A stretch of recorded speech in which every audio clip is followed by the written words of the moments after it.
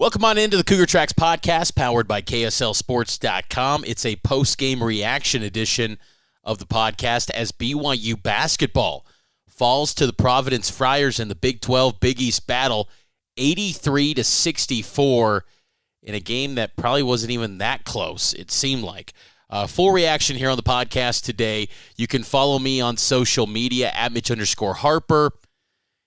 Follow KSL Sports on all the socials as well, and download the KSL Sports app. That's right, BYU falls 83-64 to Providence. BYU now drops to 6-2 overall on the season.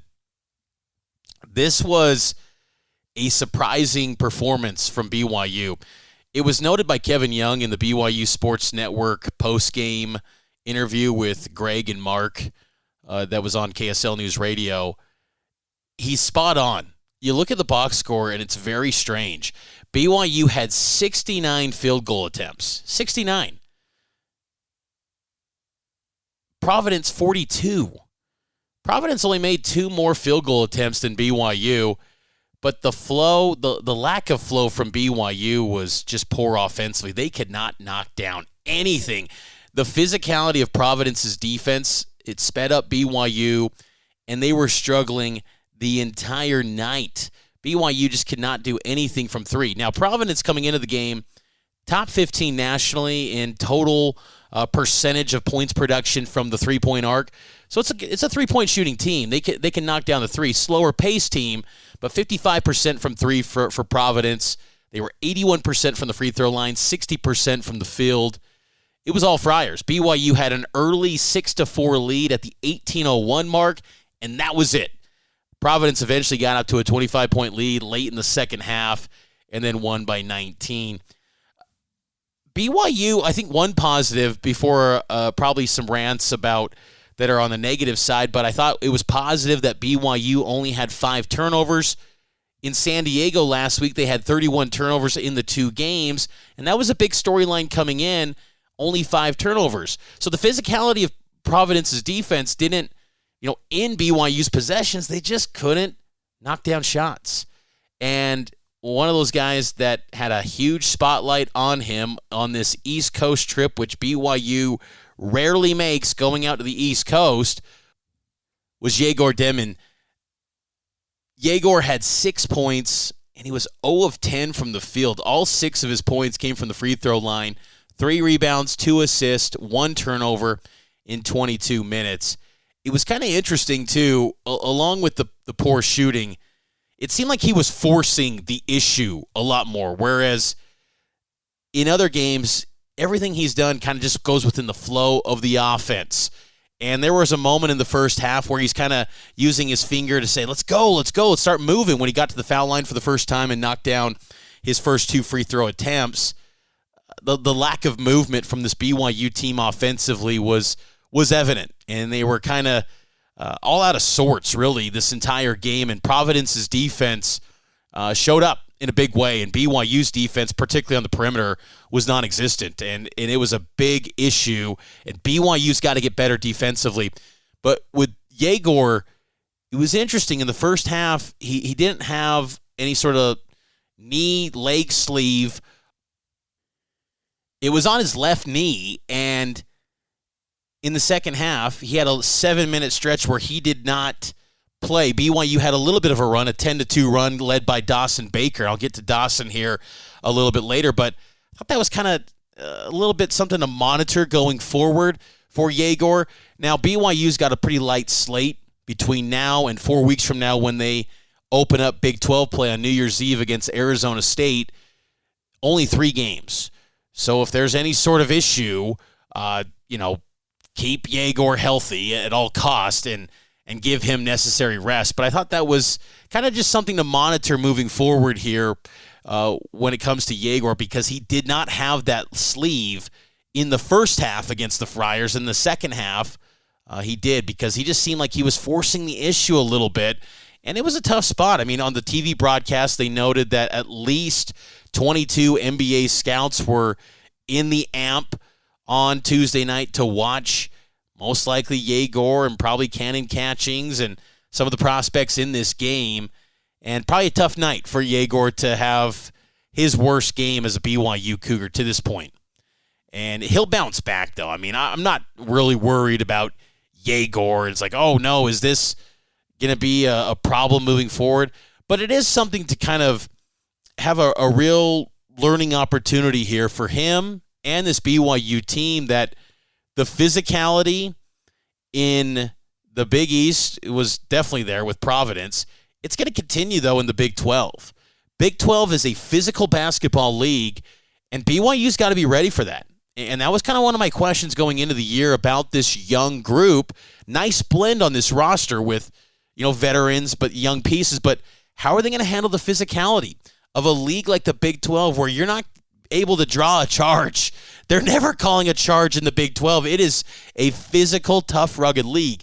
Not quite as tough to watch, in my opinion, as the Big East. That Big East style of play is, man, that grinds on you. It's a real grindy style of ball that I don't know if I could watch game after game. Personally, that's my personal preference, but it's going to continue. And Kevin Young noted this in his post-game comments that these teams are gunning for Egor. He's a huge name when you're being viewed as a potential top 10, top 5 pick. Teams and scout and opponents are going to look at that as an opportunity and say, I'm going to make a name for myself to really show all these scouts that are going to see this guy. Well, I'm going to be putting the clamp down on him and getting after it on him. So, Egor's got to get better from this, and I think he will for sure. I mean, he's a special, incredible talent for BYU, but it wasn't just him, though, either. It was the entire starting five. Cannon Catchings, he struggled. He had an early bucket, a three-pointer, but that was it. He was 1 of 8 from the field, 1 of 4 from 3. He had 7 rebounds, and I did like what Catchings did a little bit early on on the defensive end of the floor. He just gave you some flashes, some signs of progress. I don't want to say it's like a, from the ground floor up for Cannon, but it's a big work in progress for him, developing on the defensive side. He's an offensive-minded guy. The whole Catchings family, they are offensive-minded players. And Coach Young's talked about this quite a bit with Cannon, is that, if he can unlock the defensive end of the floor, he's going to be a really special player, and it's going to only help him in his professional career. But it was a tough night shooting for him. Dallin Hall, too. 2 points, 1 of 6 from the field. He fouled out in the game, 4 assists, 2 rebounds in 26 minutes. To me, it feels like Dallin's not looking for his shot as much. And look, maybe there's still a bit of a feeling out process. Coach Young gave a positive outlook on that blend between Demin and Dallin Hall and how that's coming together. He felt it was out of San Diego, but Hall doesn't look like the guy that we saw last year that was rising and firing at Kansas and hitting game winners. He doesn't seem to be looking as actively for his shot this season. BYU needs Dallin Hall to be on the attack, too. Like, he's a great facilitator. He was one of the best in the Big 12 last year in assist rate, but he's also got to be aggressive on that offensive end, too. And maybe he's still trying to kind of find himself in this new scheme, in this new look starting lineup that he's in with an NBA lottery pick alongside him. It's maybe a bit of a filling out, but when those 3 guys combine for 2 field goals, you're just not going to win many games. You're just not. That's just what it is. I did like what I saw from Dawson Baker. And Baker is a guy that I think outside of the season opener, I think he's given BYU some great production on the offensive end. And he can kind of hit you in spurts, too, where he can just fill it up in minutes. He can get you, 8, 10, 12 points quickly. That's kind of one of the things that I feel like he can do for this BYU team, and maybe that's why his role continues to be best served off the bench. But BYU needs an aggressor on that guard line alongside Demin, and you kind of wonder if Dallin's still kind of be a little bit kind of reserved a bit. And who knows? He's coming back from the toe injury too. Dallin is, and perhaps that might be a bigger deal than anyone expected, that toe injury. We'll have to see, because down's got to be great for BYU if they want to achieve the heights that they want to reach, and that's being an NCAA tournament team and not only getting to the dance, but winning a game and making a run. When you've got a lottery pick like Egor, you want to capitalize on that and make a run. And, so BYU's, I think this can be a really good learning opportunity for BYU. That's the great thing about basketball compared to football. In football, you lose one game and you drop 9 spots, and a playoff committee just says you're absolutely terrible and you have no chance to play for a national title because they just think your brand's not good enough. Well, in basketball, being in a league like the Big 12 where you're going to get a bunch of quad 1 and quad 2 opportunities, and Providence on Tuesday was a quad 2 game, it hurts from the standpoint of margin of victory. BYU was a favorite in this game, and they lose by 19. That's not good. That's why BYU plummeted 15 spots in the KenPom ratings. But you're going to have many opportunities to make up for this loss to Providence. It's just, I think, a little bit discouraging that you got blown out. And Providence had 4 guys scoring double figures. Abdur-Rahim had 21. Hopkins, the heralded freshman and all Big East performer who suffered 11 months to the day a season-ending ACL injury back in January, he made his return. 16 points, most of it from the free throw line, 10 of 12 from the free throw line, had 5 boards, 4 assists. Pretty productive night for him in his return back after 11 months away. So that was big production. And, I don't think BYU was caught off guard by that. They were prepared scout-wise for the return of Hopkins. So I don't think you can say, that just was the difference. They were accounting for him. They were ready for his return to be in the mix. But, Providence just jumped on BYU. And BYU couldn't capitalize in that early spurt, too, where they had 13 field goal attempts in the first 5 or so minutes. Providence only had 4. Providence was knocking down 3 of their 4 attempts. BYU only had 3 of their 13 knocked down. And I just think it kind of set the tone for the night. It was just a weird off night for BYU. BYU, the top scorers outside of Dawson Baker, who finished with 16 points. Trevin Nell had 9. Keba Keita had 9. Foose Traore, 8 points. Foose is a bull. And he's just tough matchup, though, for Foose on this one. Richie Saunders had an off night, 7 points, 3 of 8 from the field. It just wasn't a great night. But it's just so strange because the turnovers, there's only 5 there. And the rebounds, they out-rebound Providence. They had 21 offensive rebounds to 2 for Providence. Now, that's to be expected when iron is unkind and you're missing everything and they're pretty much knocking down everything. Still, though, got to capitalize. Only 18 second chance points off of 21 offensive boards. You'd like that number to be a little bit higher, I would think. Fast break points, BYU 6, Providence 0. Providence, that's kind of to be expected. They're a slower-paced team, 333rd nationally in tempo coming into the season. And something to keep in mind, too, Providence, they are dang good at home in non-conference games. They've won 32 of their last 33 at the AMP, and that's a hostile gym, man. I remember watching I think it was last year, the Ed Cooley documentary that was made by a Providence fan. I mean, the tall boys, like, that's a rowdy fan base. And there were some videos on social media of the interactions they were having, at least chants towards BYU. Not best, but, I mean, what else is new? I think BYU's gotten used to it at this point. Is it right? No, but it's a rowdy crowd. And they get after it, and they support their team. More than 12,000 fans were on hand to see that game. They wanted that one. And I think the combination of that and 3-game skid, Hopkins, I mean, they were super dialed in and motivated. They were kind of a back against the wall type spot, I think, because had they lost this game, it could have really spiraled on them. And, Providence, like BYU, tons of opportunities in their league to get quality victories. But in the Big East, not as much as the Big 12, though. It's not as deep of a league as what BYU is about to stare down in a month.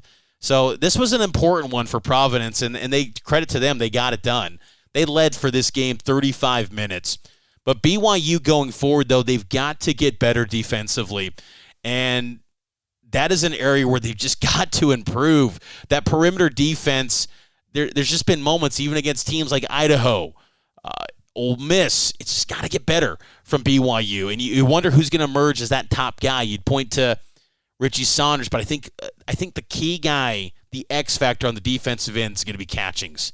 If he becomes a star on the defensive end, or at least one of the top guys defensively by the analytics and the metrics, that could be a huge boost for BYU in their hopes of being a team that advances in the NCAA tournament. It's going to be key for them.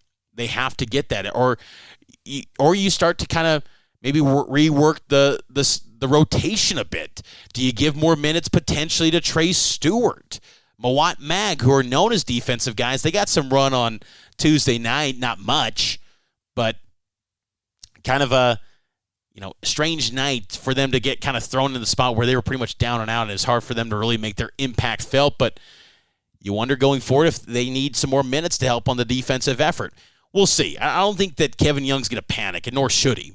This is not some moment here to just say, oh, everything, the honeymoon is over for Kevin Young. It's a process. And all along, I've always believed that you want to peak in March, in late February. That's when you want this team to peak. BYU peaked last year in December. It didn't help them. Peak in February and March. So this can be a really good learning opportunity. You can look back on this and go, okay, that was kind of a moment that really brought everyone to earth a little bit and said, hey, you haven't arrived yet. Because I think in San Diego, you had a case where you outplayed Ole Miss. You were the better team, but you lost, and you kind of let it go in the overtime. You had that lead with about 2.5 to go and kind of had some lapses, but you felt like the better team. NC State, you were the clearly better team, and you had a great turnaround on short notice the next day, and it was a great performance. And BYU executed a high level, and really it was a dominant victory over NC State. So maybe a little bit of a case of they felt like they had arrived. And then you go into your first true road test, and you get humbled a little bit. And those hostile crowds that you experience on Tuesday in the AMP, they'll be hostile in the Big 12. I mean, there's going to be a lot of East Coast travel. West Virginia, UCF, Cincinnati. So it's not like this 2 time zone thing is just a total one-off either. Maybe there can be some lessons learned too from that. And Young's he kind of downplayed the whole, traveling, and I tend to agree. I think sometimes we overblow that, but it does kind of just, you feel like just when you travel that long a distance, it feels like it just kind of zaps you for about a day. I don't know. I mean, I'm not a high-level athlete by any stretch like these guys are, but it just feels like when you're going 2 time zones and that time adjustment, it can just zap you. And BYU got there late Sunday night, and so they had time to adjust, but it takes a little bit of time. So maybe there can be some maybe tweaks and adjustments to kind of get better prepared for that when they get ready for some upcoming East Coast trips in the future. But BYU next up on the schedule, December 11th against Fresno State at the Marriott Center. Fresno's not playing well. I mean, they're 267 in KenPom, 3-4 on the season. And then you've got Wyoming at the Delta Center in Salt Lake on Saturday, December 14th. Wyoming's 5-2, decent team. They've beat everyone they're expected to beat. They've lost to everyone they were expected to lose to. They lost to Texas Tech by 47. That was on the road, but maybe that's a little bit of a benchmark of like, hey, you should probably thump this team by about 35-40 potentially. So that's next week, and then you close out non-conference play against Florida A&M, and then suddenly it's Big 12 play. And it's the gauntlet of one of the toughest leagues in college basketball. Now, I will say the Big 12 this year, I thought it was just going to be absolute, just everyone was going to be incredible at the top. So far, there's been some underwhelming performances or some maybe head-scratching performances. Houston's still really good despite their 4-3 record, but they're losing. Like they've already matched their regular season loss total from last year. And so, everyone knew replacing Jamal Shead was going to be tough, but I felt like if there was a program that could do it and be okay still, it was them. But still, that might even be too tall of an order to to overcome. Ken Palm still loves Houston. I mean, they are Ken Palm darling. They always have been under Kelvin Sampson. But I just think it's noteworthy that they're dropping games. Kansas is looking great. Kansas is looking spectacular in the early going. I think Iowa State's looking really good too. They blew that game against Auburn, but they looked every bit the part of one of the best teams in college basketball, and Auburn's been great this year. And Iowa State had a massive lead in Maui on them in the first half, and they just blew that thing. Iowa State's going to be really good. Cincinnati, like BYU, they suffered a loss on Tuesday in the Big 12 Big East battle at Villanova. And Villanova, people were ready to fire Kyle Neptune after he lost to Columbia earlier this year. So that's not a good loss. I mean, anytime you lose on the road, it's like, oh, okay, especially against a power conference foe. But this isn't Jay Wright Villanova. This is not those national championship teams. So I thought that was a disappointing performance from Wes Miller's squad, who started out 6-0, but really hadn't played anyone. They had that win over Georgia Tech, but the jury was kind of still to be out there on Cincinnati. They've been kind of anointed already because they had so much returning production, but I thought that was another brought down to earth moment a little bit from Cincy.